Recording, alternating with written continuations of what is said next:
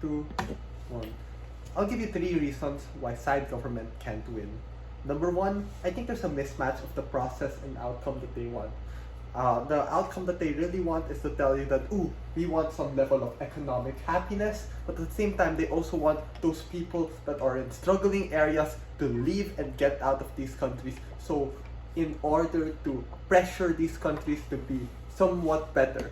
Now, I think that first things first, we need to also make sure to tell you that when people are likely to leave these countries, they are likelier to leave once these citizenships become viable and sellable. Why? Because it is no longer a lifetime idea for you to actually stay. Yes, it's true, some people might have 2 citizenships, but the point in which we make it a commodity, you don't need to stay in your country anymore, and you don't need to feel that nationalized importance anymore. Let's just weigh out this, guys. What's easier to believe? Being a Filipino feels more impactful and important if you know that being a Filipino is going to be a permanent thing no matter what you do, or when it is reached a point where it's commercialized and can be sold to any white man, any black man, any race or whatever in Europe or other countries. We tell you that being Filipino is more impactful when you know it is important. And now, the problem in government side is telling you that their process of leaving. It doesn't actually fix the problem, guys. Let's just weigh this out. If good people leave the country, rich people leave the country, won't corruption and bad people just be more likely in their side? We tell you that the good people that would have cared more or gotten some level of more nationality is just less likely to stay if they now know that there's this noose we call going out and moving to a first world country is super easy and viable as long as they are rich or smart enough.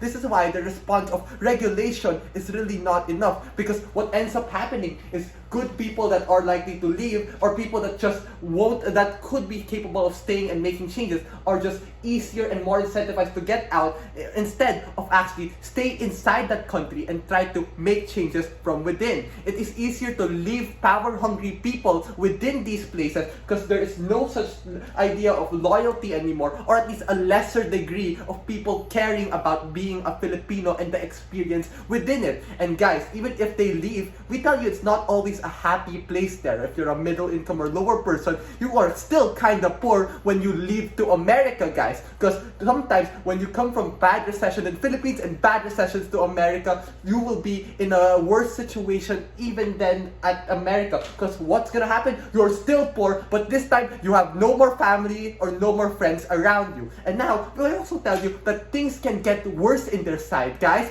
I know he said government whip said this in the 8-minute war, but we are going to tell you that getting change through investments, time, and effort outweighs everything here, because we think it's important for people to, instead of leaving their country, to actually stay and try to make changes. Because in our side, we create that sense of urgency and allows people to actually be pressured to change. Because individuals also and citizens need to pressure the government and not just them leaving. And in our side, that urgency is even better because they have capabilities and are all hands on deck to fix it. And in their side, what's more likely to happen is once those good people are actually people that want to care and make those changes leave, what ends up happening is nothing actually gets done and things are just left behind to the poor people or people that are just disenfranchised and unable to actually do these real changes. And you know what? The last claim that they're trying to say that, oh, they're going to be super happy when they get out, we tell you that this is a hedonic treadmill. It means that people will keep leaving countries and keep leaving countries with no true loyalty, as once they go to a bigger country or first world country, they realize, oh, this isn't for me, then they move to another, then they move to another, as there is no longer this sense of importance on how